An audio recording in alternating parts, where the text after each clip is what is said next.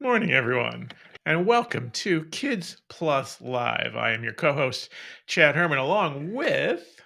Thank you, Todd Willen. Wait, yes, that looks right. Todd and I are back separated today, just trying to change it up, keep things fresh. Todd, this is the first, I believe summer is not over, but meteorological summer is over. So this is the first first Kids Plus Live of semi semi fall, first one of September. And I have it on good authority that this September may be a little bit different for you at home. Is that true? True. We'll see how that pans. We are supposedly at this point empty nest. That's our knowledge. So now they are close by. We'll see how that goes. But yes, in our household, figure out what's going on right now. They're trying to. Suddenly it's a lot more quiet and there's a lot more room and and far fewer comings and goings too, right? Well, that's been the interesting comings and goings. Yes. So we're the niceness and the element of the proximity to um, and so always good. It's kind of to see them doing it occasionally, but also other path in their Yeah, lives. we've talked about this before on the show, and I think it's always worth talking about again, especially to those of you who are watching who have children way younger than going off to college age. Which doesn't mean, of course, you're not always thinking about the inevitability of whether it's college or it's trade school or it's just moving out and going on their own anyway. We've talked about it before, especially usually like when Diana Schwab is around, and I it's a line I like to use, and I always think about it at this time of year when kids are going to a new grade or they're going to school or people are empty nesters for the first time. That you know, as parents, if you're doing your job right, you are preparing your kids for this moment and you're essentially making yourself obsolete or you're making yourself not essential on a moment to moment basis so they can go to school and flip out and flip in and kind of do their own thing. And it's really bittersweet. It's phenomenal to watch them kind of spread their wings and go do things. And then it's also a little sad to realize that they've spread their wings and are going and doing things without you. So um, it's a mixed blessing. So It is. enjoy it. It's bittersweet Yeah. of doing both. Right? You're sending them off, which is if you've done things right, you have to do. Yeah. So. It's like, we did a good job. Like, yeah, damn it, we did a good job, right? Yeah. Anyway, so that's just Todd and me waxing philosophic and nostalgic a little bit about sending kids off to college. Mine were in Philly, so it was a little bit farther for them to kind of flip back home. But I'm going to see them today, which is kind of cool. So Adam, Ethan, I'm Hello, Ethan. on the way. Again, this is Kids. Oh, very good. It's the is that a Save the Children tie? In fact, they save Outstanding as always. So, as always, Todd and I can riff, we can talk, but we love to take your comments, answer your questions. It's always driven by what you want to know, things that you want to hear about. So drop them into the comments, and we or the links, sorry, into the comments, and we will get to them. Todd, probably first thing we should talk about, and I'm guessing we'll get some questions, but in case we don't, there's been a little bit of news in the COVID vaccine front since the last time we were live because we were off last week for Labor Day. So, bivalent vaccine now available, CDC and FDA approved. Do you want to talk about that a little bit? Actually, I was thinking, I think I could do it without them. So, what is bivalent? Stay right there. Mean? Sorry, bivalent. My other ones have the tapes on, but that's all right. It's close enough. All right, thank you very much. All right, thank you very much. ET model. So here's the designed against what Dr. Andy right? Original OG. What's happened though is this over 2.5 years, right? And where it matters is every time they change, the risk is that this vaccine, original virus, because that's where antibodies do the virus to neutralize it. Change this kind of like a lock and key. It might be that the antibodies that are no longer attached, no longer do. But 2.5 years in, and about this, 2.5 years virus, in spite of original strain, then we had alpha, then we had, now we're on to Omicron. All the changes that have occurred, because each represents significant changes. And in spite of all the vaccine virus still makes antibodies that darn good, blocking and stopping this from causing what's severe disease find as an infection that realized or worse, right? You or even death. In spite of all these changes, seems to be doing and causing the worst disease. Now, is with these changes on these spikes, the key is not fitting quite as well. Well, it's not blocking. That's never really been the goal. Now the CDC is stop severe disease, right? Overburdening our hospitalizations. So, is that Omicron mutated most changed spike viruses. As a matter of fact, you've heard this. I'm sorry to interrupt you. Looks like you're breaking up. So, we got sorry, guys. I don't know what it is. Yeah, I'm in here. So, shut yourself down.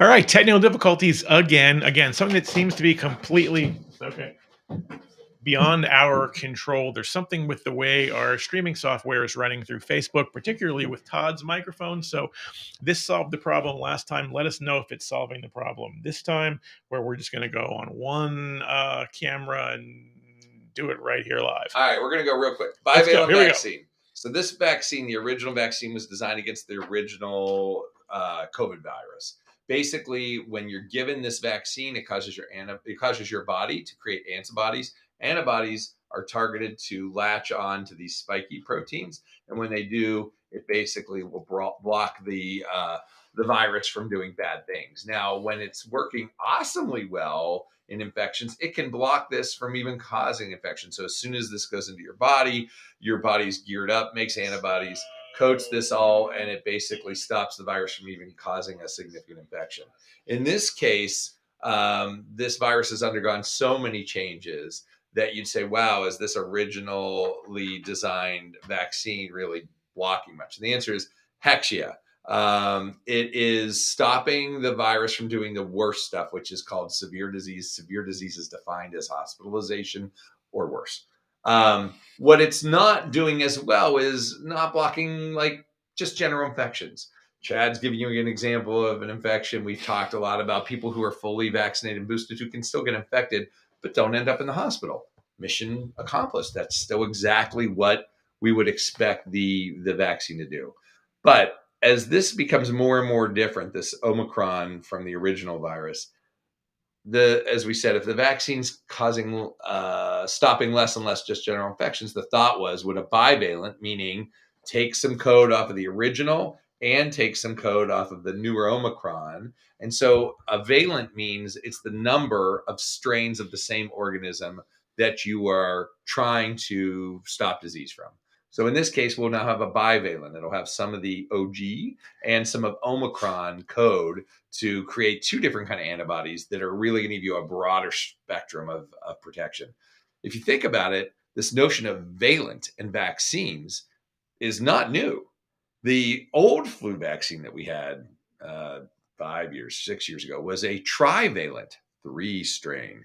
We now standardly use a quadrivalent 4-strain. If you think of HPV vaccine, it used to be quadrivalent. It's now nanovalent, 9-valent. So this notion of multiple strains in one vaccine, super old. We've been doing it. As a matter of fact, the pneumococcal vaccine that you get for kids was a 7-valent. Now it's a 13. It's about to go to 22. So that, 20 to 22, depending on which one we're going to use. So there's valent vaccines, and it basically means stopping multiple strains of the same organism. Thank you. You could. My pleasure. And I'm really glad. Thanks to Giant Microbes. Thank you, Giant Microbes. I am really glad that you talked about and sort of defined valent in bivalent. We all know what bi means. And I'm a little bummed because that's normally my job to be like, hey, don't forget that of course he did. He makes a TikTok on all the relevant things. Follow him on TikTok at Dr. Todd And our Woe. Kids Plus TikTok, I will be making a new valent video, so you'll see that as well. Ooh, a new valent video. That sounds fun. But seriously, we throw that term around a lot, and it's something that's probably helpful to define. Yeah. So we just did, or he did. I just nodded along and was happy that he did so. And while we're on that subject, we should talk about how we have it. We have ordered it. Yes, actually, the word went out. I heard to you today about communicating. It did. The word went out this morning, and I'm going to actually pull that up, and let's talk about that for Kids Plus families out there. Really, we can give you the scoop on who's eligible, what the timing is for the bivalent vaccine, and what the ages are. Our Crackerjack Clinical Committee, you've heard us mention them many times. It's a bunch of our best clinical minds getting together and kind of steering the ship for what are awesome. What we're doing here at Kids Plus. We love you, Clinical Committee. They just this morning, probably in time for Kids Plus Live intentionally, gave me the updates. And so here's what we're doing. With a drum roll, for the Pfizer bivalent booster, we've now received it at all 3 office locations, and it's now replacing the previous booster that we were administering. So again, this is Pfizer. First of all, it's for ages 12 and up. The Moderna one is 18 and up. Pfizer is ages 12 and up for the bivalent booster. And again, it will replace the current booster that we've been using, the current Pfizer one that we have been using for ages 12 and up. The administration time is 2 months after the completion of either the first series, if this is the first booster, or 2 months after the previous booster. So if your child has only gotten the first series, the first 2-dose series, 2 months later, you're eligible, they are eligible for the bivalent booster. If your child has had the first 2-shot series and a booster, 2 months after that booster, again, ages 12 and up for Pfizer, they can get the bivalent booster. There's been some question, and we get this question regularly on this show also, about if I've had COVID, or in this case, if my child has COVID, when can I get the booster? The general kind of CDC guidance has been once your quarantine is over. That said, there is the talk that we've had it with Dr. Andy Nowak and other people about should you necessarily go ahead and get your booster right away because there is some immunity conferred by the infection that can last for a while. There's no, they call contraindication. There's no medical clinical reason pharmacological reason that you can't get it as soon as that period is over. But one of the things that we're suggesting is that maybe you wait a couple of days, weeks, up to about 90 days, because the general thinking is that in that first 90-day period post-infection, you've got a pretty good amount of antibodies circulating and giving you the immunity. Again, you can get it. Maybe recommendation is may as well ride the wave of that post-infection immunity and then get boosted. Yeah, and I've been seeing on a lot of immunologists that I follow saying that 2 to 4 month range is kind of what they're saying. 2 months, absolutely. That's what the guidelines say. You can get it then. They're saying 3 to 4 months in there after previous series or infection. So 2 months for sure is okay. Yep. Is a little bit longer. Okay. The other question is we're heading into the fall and the winter when this virus is expected to go up. So, depending on where things are at, I think you're fine to jump on 2 months. If you happen to be 3 months out, that's fine. So yeah, wouldn't go more than 4 months. I see Nicole's got a question. We're going to get to that in a minute. But since you just mentioned fall, and the fall season and the flu season, we should also put in the plug of flu before boo, right? Let's talk about the flu vaccine. Todd. Flu vaccine. So as always, we always recommend the flu vaccine. If you haven't checked our second podcast, was with Dr. Don Middleton, who talked all about the emerging science behind what we know about flu vaccines. Flu vaccines, unlike many of the vaccines, including COVID vaccine, are a little more variable in their ability to block infection. And we see numbers like on a good year, it's 60 to 70%, maybe. Bad year might be 20 to 30%. But what we do know is if you get the vaccine, so I get the vaccine, but then I still get flu anyway, it still can help reduce the severity of disease, because flu, not all that different from COVID, can cause inflammation and damage to tissues well into the infection. And so we are worried about lung and cardiac disease. Now, COVID's worse in the respect that it can hit cardiac, heart, lung, brain, kidneys, like multiple different tissues. So yes, we strongly recommend the flu vaccine. We will have flu clinics that are going to be, they already posted, or I've got an announcement about that. Okay, so you hear about that too. And we'll guide you on COVID or on flu vaccines. So flu vaccines in your first year, in the first year that you get them, if you're under the age 8 or younger, you'll get 2 doses. Every year after that, you get 1 unless we hit a particularly novel strain. So yeah, so get your flu, get your COVID. I believe you and I both get flu and COVID on the same day? I did last time, and I can't remember if we did. Well, I already had my flu. Oh, you had your flu. You got flu, and then we both got the COVID booster, and you survived. Yeah. And this is a guy who is not a big fan of needles. Not a big fan. He took 2 within 60 seconds. Yeah. Thank you, Sammy. I think I got 2 lollipops though. You did. Yeah. You and did. Stickers, 2 stickers. And Band-Aids. And Band-Aids. Yeah. We had him covered. Yeah. Trust us. So speaking of the flu and the vaccines and the clinics here at Kids Plus, so close to announcement. So close. We've been getting questions, which we love, by the way. We love when nothing makes us happier than when parents are messaging us or asking questions on Facebook, asking when the flu vaccine clinics are going to be before we even announce them. We're not quite ready to announce them, and here's why. As you know, it is standard Kids Plus policy that we do not, even though we plan for them and we have them, more on that in a minute, we don't announce the flu vaccine clinics or the COVID clinics until we actually have the vaccines in hand, because we do not want to announce and schedule clinics and then have to cancel them, because we are, as always, at the mercy of the shipments. We are very confident that we will actually get the flu vaccines today. Wow. By the end of this week was the plan. They haven't shown up yet, so we're pretty certain we're going to get them by the end of today, if not very early next week. So stay tuned. Very early next week, we will be making an announcement. We already have 6 flu clinics, 2 at all 3 offices, 1 this month, 1 sometime in September at all 3 offices, and 1 in very early October at all 3 offices. And as you know, we always cascade more on top of that, both on weekends and the weekday clinics. But those first 6, the 6 big ones that I just talked about, 2 in September, and 3 in September for 1 at every office and 1 in October every office. Those are weekend clinics, Saturdays and Sundays, which we know are much more convenient and easy for especially working parents to get to, or with kids at school. So we've got those coming up. Those dates will be announced. I'm going to throw down. Those dates will be announced next week. I am not usually confident in vaccine shipments, but darn it, I am confident this time we're going to get them. So stay tuned next week. Just a word as to how clinics have been rolling out, particularly COVID clinics, and people saying, because you'll see we have clinics for specific ages and specific types of vaccine, Moderna versus Pfizer. And then you might ask, well, can I get my flu at a COVID clinic, or can I get my COVID at a flu clinic? No. And at least right now, the answer is because there's a lot of complexity, right?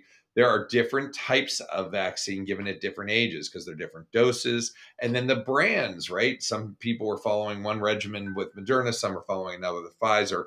It is super hard and complex. If you've ever been to our clinics, what you always revel in is people saying, my God, I was in and out like that.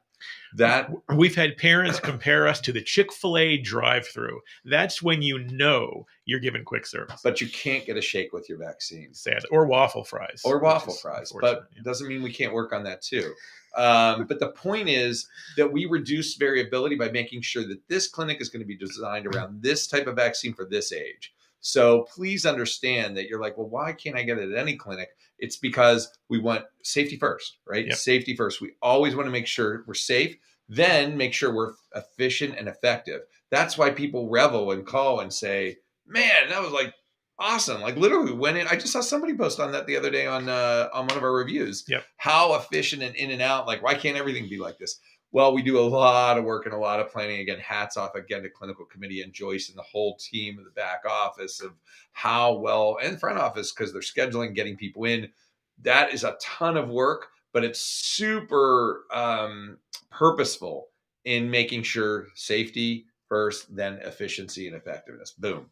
Yeah. And you got to that word, safety is the word, which is why we're very regimented about what we give when, because we don't want to, as they used to say on Ghostbusters, cross the streams, right? We want to keep everything in its lane. And yeah, the efficiency, obviously Todd has worked many of them. I've worked COVID clinics and flu clinics. It's a lot of fun seeing families come in and go right back out. The flu, particularly, because there's no big waiting period like there is with the COVID clinics. Some families are in and out literally in 5 minutes if they hit it right and get in and out, which is very cool. And Annie Banani, hey, Annie, thank you for watching. As always, checks in and says the COVID clinic at Pleasant Hills last week was so fantastic. As always, 2 shots into Pfizer. That is awesome. Awesome for your little one. And I should also mention, while we're on the subject of the COVID clinics, that we continue to have those every week at every office. They're either Tuesday or Wednesday, depending on the office. We've got them listed on the website. But if you want a booster or haven't gotten the 2-dose series yet and want to get it for your child, literally every week at a Kids Plus office, you can get it. Yeah, I do want to give a little bit more information on the COVID bivalent vaccine. That is strictly intended to be a booster. Yeah. You cannot get that as the primary series. So you will have to start with either the regular Pfizer Moderna original strain kind of standard vaccine that's out there. The bivalent is intended to boost that. It is not intended to be the primary vaccine. So, right. All right, let's get to your questions. Nicole has one. Hey, Nicole, thank you for watching. As always, it's a long one, so I'll read it and then I'll pop it up on screen. What causes both of my kids to sleepwalk at the same time? Is it like a sibling bonding type thing? A satanic ritual? It's funny, they never sleepwalk on their own. If my son is up walking around, I can almost guarantee my daughter will be out of her room next. I found them both up last night around 1 a.m. My son just sitting in the pitch dark living room on the floor. He said he was waiting for the bus. I know kindergarten is on his mind heavily lately, and I found my daughter in the pitch dark bathroom just hanging out. Is synchronized sleepwalking a thing? Help. Do you know what's under the house? What the house may have been built on?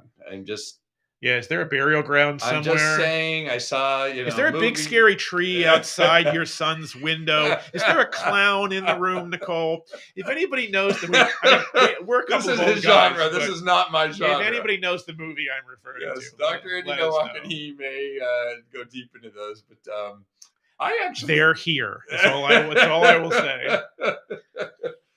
Okay, don't go to the light. Go to the light. Don't go to the Look light. At you. I don't remember which one you're supposed to do. They go back and forth, and do you have tennis balls? No. Anyway, so yeah, I'm sorry. We're doing, what is it? 1980s. 1983. 1980. Yeah.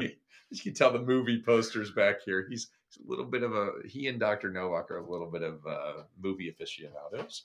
I honestly don't know the answer to that one. That is some freaking neat stuff right there. Synchronized. I mean, that could be an Olympic event next year. Synchronized sleepwalking. Russians are going to field a good team next year, I've heard. It's the steroids, though. Yeah, it is the steroids. That's Nicole. You always throw us curveballs. I can tell you, sleepwalking is a sleep disruption that falls into the category of parasomnias. Parasomnias are sleep disruptions. They are in the same category as sleepwalking, sleep talking, night terrors. They're interesting in that they happen during your transition out of deep sleep. During deep sleep, you are like out. And yet, during this weird kind of break out of that deep sleep, you can start doing incredibly complex behaviors such as walking, talking. You can do some scary stuff in terms of danger, opening doors, right? So if you think about it, people have slept walked out of their house, which can be frightening, right? So I always start off by saying safety first, right? If you have a kid that's able to get up and around, you might want to put like one of those. I always used to refer to Radio Shack alarms on the door so that you know if the door's being opened. Now we're definitely dating ourselves. Yeah, I know. Yeah. Do they still have Radio No, Shacks? Radio Shacks are done. All right. End of an era. It's that's very where sad. you used to go to get those things. But like it would be like a little battery operated alarm so you knew the door opened, or for main doors, like a lock that's high that they couldn't get to, just to make sure if they're doing those really complex behaviors and going that we're being safe. For littler kids, just making sure they're not, really getting in the room. And I know these weren't the questions, but I want to give everybody a quick overview on sleepwalking.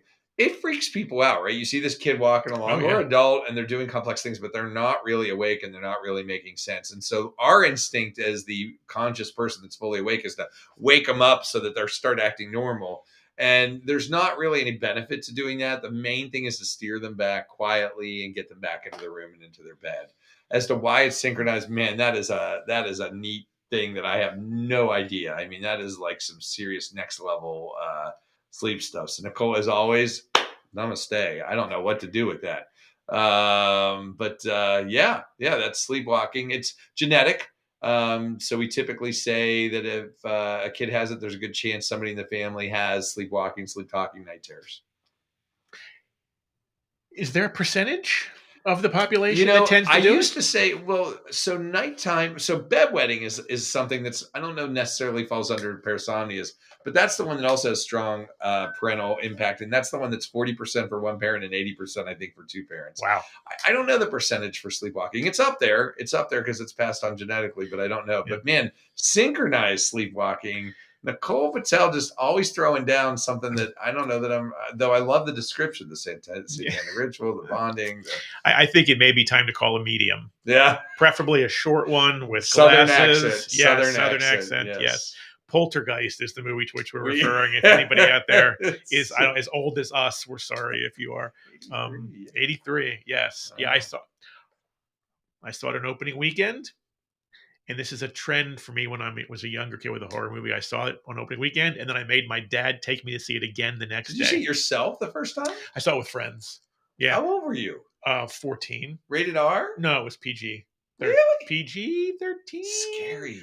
Yeah. Oh, I saw plenty of R-rated movies before that, but he loves that. Is like my parents were. His genre. It was the libertine 70s. My parents were wildly permissive. It didn't matter. Yeah, R-rated. Who cares? Dr. Wolf and I are not horror genre likers. Dr. Nowak and Chad are apparently like deep. Absolutely, and apparently Nicole's kids. Yeah. Because, dear God, synchronized sleepwalking. And I feel like that's why I asked you the question. I feel like we hear sleepwalking questions anecdotally when I'm talking to people who are parents. Yeah. It seems like lots of kids go through a phase or they do it. That's why I was wondering if it was, but we're pretty sure it's a frighteningly low percentage who are synchronized. That's sleepwalkers. All right. Colleen's got a question, which is also a funny one. I love when the humor mixes in with the questions as well. Can my child survive on snacks alone? The answer I'm looking for is yes. Because snacks are almost all she will eat. She does eat pretty well at preschool, so I know she can eat normal things. Should I be pushing regular meals more?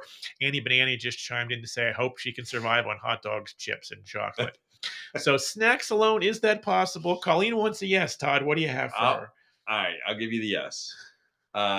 Obviously, the goal there, right, is to get them to be able to eat meals with the family. So can they eat snacks? Yeah. Could they survive on, snacks? Yeah. But I would say that it's definitely something that you have identified as, the other question is, can something be done about it? And the answer is yes. So we have a great episode, a podcast on picky eaters, which Chad is currently throwing down, and please listen to it. It's really one of our most popular episodes. And don't forget that there are also resources. So Chad loves when I tell the story, but my son at up to age 5, his only fruit was jelly and his only vegetable was pizza sauce. Not a proud moment for And this you call yourself pediatrician. a pediatrician. I know. And eventually, we identified that he had, issues regarding just feeding. He had reflux as a baby. He probably had sensory issues regarding the feeding. Now the dude eats like raw broccoli and raw carrots, but wouldn't touch a vegetable back in those Can days. confirm. I have seen that happen. Yeah. So, but we ended up working with like a therapist that worked on sensory issues with feeding and everything. And so the one mistake I think we made was we waited too long. And so what I now, with a little bit of parental experience is if I hear that or see that, and you'll hear in the podcast, if it becomes so restrictive that you can't go out and eat meals, if it alters the general family dynamic enough, get help. Get help. And there is help. That's the beauty of it. There are amazing occupational therapists and feeding therapists for kids under 3 that can be accessed through early intervention in any county of the United States. And if it's 3 and above, they're amazing resources. They're just not under the early intervention, but they're still the same therapist or same kind of therapist. So so they can survive on snacks, but we ultimately want to help them do better so that they can, socialize and do the things with us at meal times, which is, by the way, one of the most important family times. Yes, and amen. you've quoted that a lot about the importance of the family meal. I mean, that's been a Yep. Herman and a Wolin Yep. thing. Like your kids, I know they were busy with sports, but I think you said that was kind of a protected time. That was always a protected time as much as possible. Obviously, things would get in the way, but yeah, we tried very hard to protect that time. And I've seen some studies, like really good data that protected kind of meal time, is a really good indicator of success with the kids and family. And speaking of that, I will say, I'm not going to name any names, but when my boys were younger, there was a kid in our neighborhood who they regularly played with, who we're pretty sure for 2 years lived on Pepperidge Farm goldfish and seltzer water. And that was it. True story. And he grew up to be an incredibly bright and successful kid off to college and doing really well. So it is possible to go through a snacks only phase and come out the other side. But again, that link is in the comments again, Todd's right. It's one of our most popular ones. It's one of my favorite ones. Matt Bittner is our special guest for that. He's just an amazing guy with all sorts of really good kind of wisdom and practical suggestions for how to handle picky eating and kind of kickstart, to use your term, Colleen, kind of pushing the regular meals more in a way that's going to be, or most likely to be, successful. Yeah, so give that a listen. Speaking of snacks, I know this is a little bit of a tangent, but is it okay to tease the idea of go from snacks to candy to Halloween's approaching? Yes, and Chad, do you want to kind of describe what you're envisioning? Do you have it? Has it crystallized yet in your head? Yeah, not yet, but we had so much fun at Easter and last Check year. Those episodes out. Yeah, the Easter one is Todd, me, Travis Lewis, and Dr. Andy Nowak. Yes. Is he going to be looped into this year's Halloween? We're going to have to. Where we tasted really bad, awful, atrocious Easter candy. And that was because last Halloween, Todd and I tasted really bad, atrocious Halloween candy. There's nothing we won't do for your entertainment. So, and information, because we gave you spot on granular reviews. Scientific reviews of Halloween candy. So we're definitely doing that again this year. Not sure the date. I'll check that out. But whatever. Can you suggest Friday. nasty candies? Should we ask for suggestions? Yeah, we'll keep asking over the next couple of weeks, because we crowdsourced all the bad candy we had last year too. It was candy corn, Necco wafers, circus peanuts. Yeah. So, which was much better than all that crap we ate at Easter, which is all just awful creams in the middle. They were. So anyway, if you've got a suggestion between now and Halloween of a really bad Halloween candy, and there seem to be fewer bad Halloween candies than there are Easter candies. Easter's weird. It's just but Halloween, like the table, like think of the difference between Necco wafers, circus peanuts, and candy corn. I mean, you have a wide array of everything's on the table. So please send in if something not real nasty, just nasty. Oh. Yeah, totally. We're going to put Dr. Nowak Andy's on notice, to be sure. So we got a question from Joni, which is a long one. I'll read it, and then I'll pop it up. She says, my household, including my 9-year-old son, who's a KPP patient, they're all home with COVID. That sucks. We're sorry, Joni. He typically has a flare of asthma symptoms with any viral illness, and has prescribed Flovent and albuterol inhalers. Mhm. We've begun his twice daily Flovent and have had to give him as needed albuterol yesterday. Mhm. Can you remind me what is not normal for an asthmatic, specifically with COVID, when to call, when to be concerned, etc.? Interesting. So I have not seen the data regarding Omicron, but what Chad and I can tell you was that with the original and Alpha, Beta, and Delta, which were actually a lot more respiratory, whereas Omicron's more Yes, throat. yes. So everybody was just freaked out that the huge number of asthmatics in this country, this was going to like throw them over the edge. And the data actually was quite the opposite. If their asthma was well controlled, Yes. with appropriate steroid and corticosteroid inhalers and albuterol as needed, it wasn't doing anything extra to those kids than it was to the general population. My assumption, and Chad, I haven't seen the data on this, that Omicron causing less of this probably is going to, my guess would be, and I don't have data to back this up yet, it's probably not going to cause a lot more.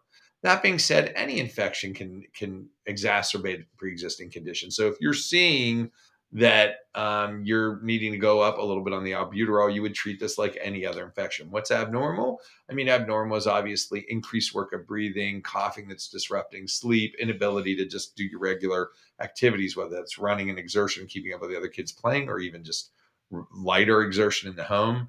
And as you've indicated, if you're already doing the corticosteroid and albuterol as directed, if you find that what you're doing isn't keeping up with the symptoms and you're needing to do more, then that's the time where I would expect to call in. Flares like that, typically, again, we would expect for just a couple of days. But if you're seeing that that is lasting longer or getting worse, call. There you have it. You're watching Kids Plus Live. I'm Chad Herman. That's Dr. Todd Wolin. We've got more questions to get to, as always, driven by your questions, your comments. You want to know something? You want to know something about COVID and asthma? You know something about synchronized sleepwalking? This We'll is try. the place to come. We'll try. Back really quickly before we get to the next question, which is from Courtney, about the asthma thing. I remember we heard that first from Andy Nowak and on a Kids Plus Live, and Zach Rubin, I think. Yeah, but I remember and him. Stukas even. Yeah, they all said that. But I remember the first person we heard from was Andy Nowak because it was really early. Yeah, really early in the pandemic back in 2020, and he was like, "Yeah, we were sort of all bracing ourselves, and so far we're shocked, and it has continued." Again, I haven't seen the data on Omicron either, but it does stand to reason, I think, that given how it's affecting people. So Yep. All right, let's go with, and again, a long one, so we will read it and pop it up there. Courtney says, my 1-year-old almost once a week will wake up around 1 to 2 a.m. and won't go back to sleep till like 4 to 5 a.m. I try to nurse her back to sleep, try rocking her. I can't let her just cry while she's in her crib, as my 2-year-old shares the same bedroom and will wake her up. She just wants to play. Help for a sleep-deprived mom. You've come to the right place. That's a tricky one. It's a tricky one, and it begs a lot of other questions. So does the one, like, if you're not familiar with a Kids Plus Quiet Night Sleep class, and I also I am the teacher of those classes. I am the sleep guy here at Kids Plus. Basically, it all comes down to, is your child able to self-settle, right? Fall to sleep on their own without requiring parental assistance. The big question is, does that happen when they first go to sleep? Because that's usually the biggest hurdle. If they can say, see ya, you walk out of the bedroom saying night night, and they look at you and they're wide awake and go to sleep, then the thinking would be, and the science would show, that if they do wake up through the night again, and as long as they're otherwise well, and a kid that's over 6 months of age, they have all the tools that they need, and again, that they don't have some medical condition requiring like frequent feedings or something throughout the night. They have all the tools necessary to put themselves right back to sleep. The fact that they're waking up in the middle of the night and up for hours and might cry and require interventions makes me think they might not be self-settling to start the night out. So if that's the case, you gotta, whatever the term is people want to use, sleep condition, sleep train, self-settling conditioning or training.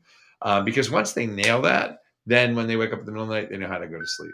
The problem here is they're sharing a room. So understood, if they can't do that, you're not going to be able to train particularly well if they're going to wake up the older sibling, in which case this training only takes 3 to 5 days.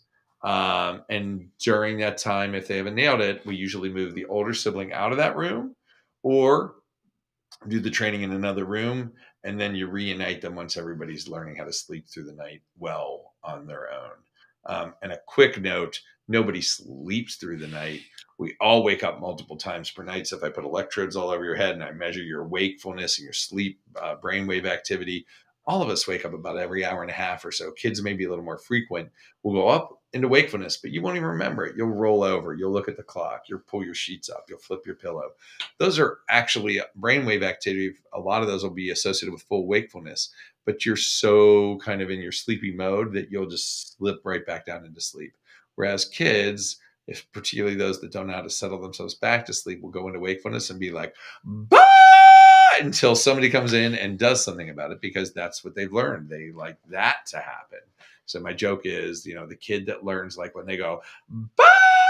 And they get to go down on the couch with dad and watch Jimmy Kimmel and eat pizza, is like, sounds good to me. I like doing that. So it's a bigger question that begs the question of, are they able to self-settle to start the night out? If they aren't, it's almost like you got to start to, if you'd like to, and I think it's a wonderful thing, to give the child the ability to self-settle, which is a skill they will use their entire life. And since we spend about a third of our life in sleep, or should, it is a wonderful gift to give our children. So, yeah. I think we have a quiet night sleep class coming up We do in mid-October. Mid-October. Yes. Keep your eyes peeled. Keep your eyes peeled. As always, quiet night sleep class coming in October. Yeah. Yeah. Okay. So, and Joni says, thank you for the response. You're welcome, Joni. We hope that you and everybody in the house feel better very soon. Yeah. You have questions? Now it's time to ask them. And thank you guys. Yeah. As always. Yes. For watching, for your questions, your comments, for your shares, your likes, and for your good humor, which we always seem to get, even in the midst of some rather frustrating or vexing questions. I would like to say, in Pittsburgh today, we'll have a high of 79 degrees and it's sunny, Chad. Take that, Philadelphia. I actually believe the high is going to be even higher than that. It's going to be 82 and sunny. Wall-to-wall sun, I am told, today and tomorrow. Just like Philadelphia.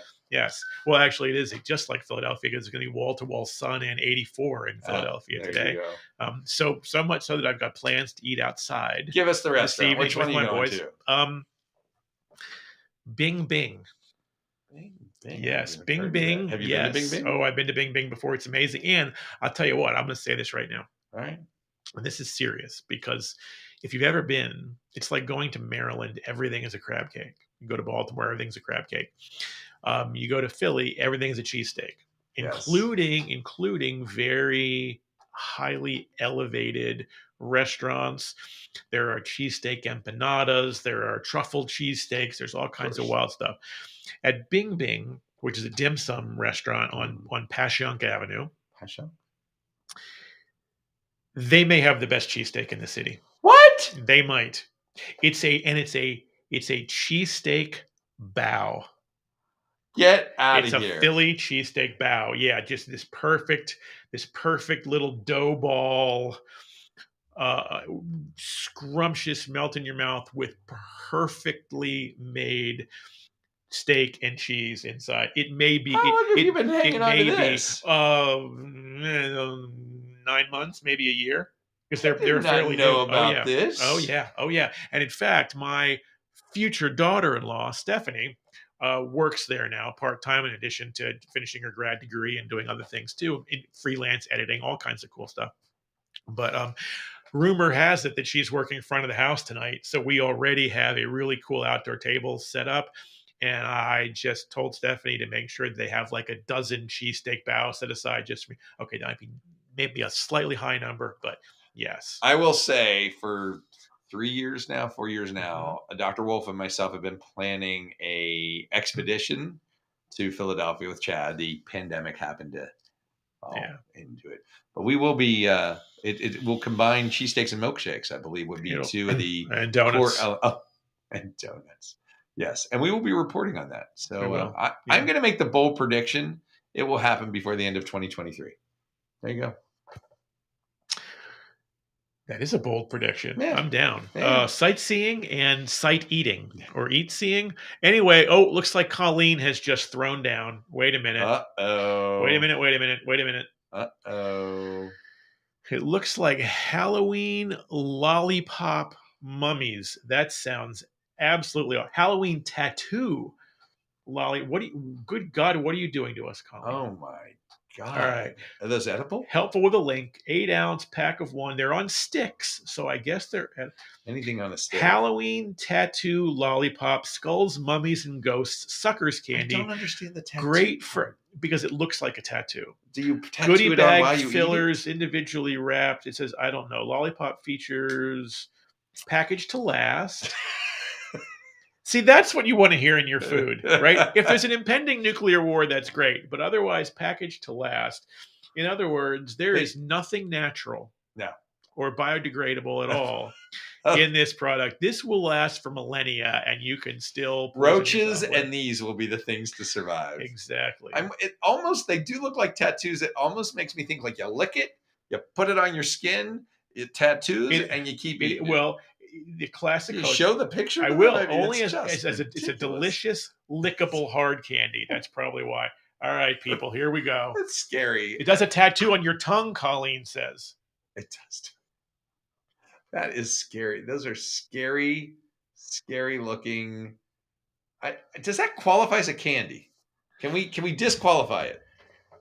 That's a good question. As you know, I'm a stickler about these things. Yes. And so that I'm not convinced that's a candy, but I'm so intrigued by these things. Oh, no, we're not ordering. And we're totally ordering them, Colleen. We are. Yes. Colleen threw down. She was the first one to step up. And I think we'll get the minimum you can get is the 1 pound pack, which has about 50. So the kids are going to love these. We can pass these out. Yes. However, apparently, are you ready for this? Yes. You can also get for just $99.99. Oh my. You can get a 30-pound pack with 1,500 of these things in them. Yeah. Colleen's excited. She says, "Yeah. I'm just going to say right now, Colleen, the terrifying Fruitals, that's not even a word, Fruitals Halloween tattoo lollipop in Skull Mummy and Ghost sucker candies will be part of our taste test. Just so you know how it went in Easter, because we decided to loop in Dr. Nowak into this, Chad had ordered all the various candies, parsed them out into equal parts because we had to take some up to Travis up in Cranberry. And he made a special pack for Dr. Nowak, who I had to deliver in a clandestine type drop off. It looked like a drug deal. Undisclosed location, and literally drove by. I don't know if I even stopped the car all the way, but just handed a bag off to him and just kept driving. So, yeah. He handed him a bag on the streets yes. out of the car window. That just tells you. Not telling you where, just telling you he took the bag, and before you know it, he was on camera making really faces that, so there you go. Yeah. So we still have, we're in our bonus round, 10 minutes left. Yep. Still here to talk about health related issues, or sports or pizza or food or whatever. This is, what can I tell you? Fall is not only cold and flu season, it tends to be croup season, but we've had croup-like symptoms all summer because of Omicron, which tended to hit up in here. But the more standard croup, we think of school returning with things like strep, but you suffered really bad sore throat with croup and not strep. Mm-hmm. And RSV season's been blown up. Dr. Nowak told us that all the seasonality that we've seen for decades got blown up by COVID, we think. It's just been weird, right? Because our exposure patterns to each other change because we closed down society for like a year and a half. So interesting to see what's coming our way. Per Dr. Nowak, I heard yesterday on TikTok, somebody said, an immunologist said, the Southern Hemisphere had a really nasty flu season, and she expects us to have a nasty flu season up here. And how would you paraphrase this? Yeah, I love quoting Andy on this. So to pair, we've probably heard us before, but the conventional wisdom, which apparently is not so wise, has always been that you can predict the northern hemisphere flu season based on how the flu season goes because in they the have winter southern down hemisphere. there while we Right. have summer up here. So they get it first. But we floated that concept one night at dinner to Dr. Andy Nowalk, who said, so if you tell me that they had a bad flu season in the southern hemisphere, what does that tell me about the northern hemisphere? I don't know. It was just like that. So I mean, affirm, I don't know. Affirm, I don't know. And he said that basically, even though that is the conventional wisdom, it really doesn't hold up to the data, and that sometimes it tracks very closely, sometimes it doesn't, so it kind of, we have to go with what we go with. Speaking of which, Linda Hager has chimed in from Heath, Ohio, says she's sorry she's late because she's packing for a camping trip. Ooh. That's exciting. What a great thing to do on a beautiful fall or almost fall weekend. Yeah. She says she's planning on getting her flu shots next week. We love to hear that. And she's got a question about the bivalent COVID vaccine, which we did talk about earlier, Linda, but we're happy to get to this. I heard it's not been tested much. We didn't talk about that. Yeah. My doc said we should wait to see if there are any side effects. I'm a little worried. So it is true that the testing that got us to this current bivalent, which is BA.4 and BA.5 kind of combined along with Omicron, so there's a small human study, I think, that is currently going, but that did not lead to the approval. It was an animal model. But the BA.1 Omicron, BA.1/ancestral did have human studies. And so the feeling here is, if you didn't know it, that flu vaccines on an annual basis, while they have, Dr. Tovek told me this the other day, always have like 100 people that are kind of like sentinel, kind of like, is there anything goofy on here? But short of that, they don't do these 1,000 people studies each time because it's now recognized, like flu, the base technology is the same, and you're just literally changing a little bit of the coding of the spike protein. We're kind of there, right? As Chad and I have told you, there has never been any type of scrutiny and overview and study of a vaccine like the launch of COVID vaccines. And how many years are we out? Like they started launching them in December of 2020. That was available. They were already doing studies. Yeah, prior. they were testing already in the spring of 2020. Yes, so we're talking about 2.5 full years. And they're not EUA anymore for the adult vaccines. Those are straight up full approval, right? There was all the conspiracy. Oh my God, these were released. They were rushed. No. I mean, there was some of the red tape stuff that was pushed through. So the point is, they've now gone through all the same scrutiny of standard vaccines, but at this magnitude compared to this magnitude for most vaccines. And this has been shown for decades to be safe and effective. And one vaccine that I can think of, RotaShield, that was taken off the market with like a 1%, way less than 1% increase of a condition called intussusception, which is kind of an intestinal thing, and still being used in other countries. But in the US, we pulled it, just like we pulled J&J, right? When we saw that there were a few cases of clotting, and there were like 5 or 6 deaths, I think. But the point is, we have surveillance, we have scrutiny at multiple levels, but now we have a mound of evidence that has gone through standard procedures to get to this full approval for adult ages. And so where I'm going with this is that the updates to the newer Omicron vaccines are starting to be described as akin to updates in flu vaccines. Totally. They don't do big human studies on updates in flu vaccines. They see what's circulating in the southern hemisphere. They take their best guess as to these are the 4 strains that we need to protect against, and they whip up a vaccine. They still do all the appropriate studies that are mandated, but we don't do huge human trials with each seasonal update. And that is kind of where we are now with COVID vaccination. Yeah. And we talked about that just last week, in fact, with Dr. Andy Nowalk, who said the same thing, because we raised that issue with him. And he, too, right away said, no, it's very similar to the flu vaccines, which we don't test rigorously because the base, anything that could essentially cause a problem has already been tested rigorously. Yeah. And so it's just that, and particularly in the mRNA now, it's just a tiny little change in how it's coded. He was not concerned at all either. Yep. Kelly says, happy Friday, very late to the party, on the way from PA to Michigan. Wow. Lots of people heading out this weekend. That sounds like fun. And speaking of people who are taking a trip this weekend, coming home before he takes a big trip to Wales, we have a very important question from Ethan Herman, who has just chimed in. He wants to know, Dr. Wolin, how long have you had that tie? This one is actually, if you look closely, this is my favorite of all Save the Children ties, but it is not the original one that I used to wear. This one actually has a bluish background. The original one I wore had a reddish background, and this is basically the name of this of tie is called Dads. Oh, It was made by Sarah, age 12, and it's a bunch of guys. I think kind of represented in professions. So there's like an engineer, and there's a doctor, and there's a chef. Um, like literally, this is my go-to power pediatric tie. And the original one was red. And I finally realized one, and Chad will tell you, I used to like it was my interview tie. It was like boom, boom, boom for media and everything else. And one day I'm doing a talk, and I realized I had worn the entire side of the tie away. I mean, it was like it somehow just did not show up. So I was able to replace it and get another red one. And then I think as a holiday present, my family found this and got it with a blue background. So this one, I'd say only is a couple years old. It might have been used. Yeah, it looks like it's a worn tag. yeah. So I bet this was like an eBay. And I do scour for pediatric ties for used or not. And so, yeah, I will say this one in my collection has been here for about 2 or 3 years. Great question. And my question back to him is, when's his next big running event?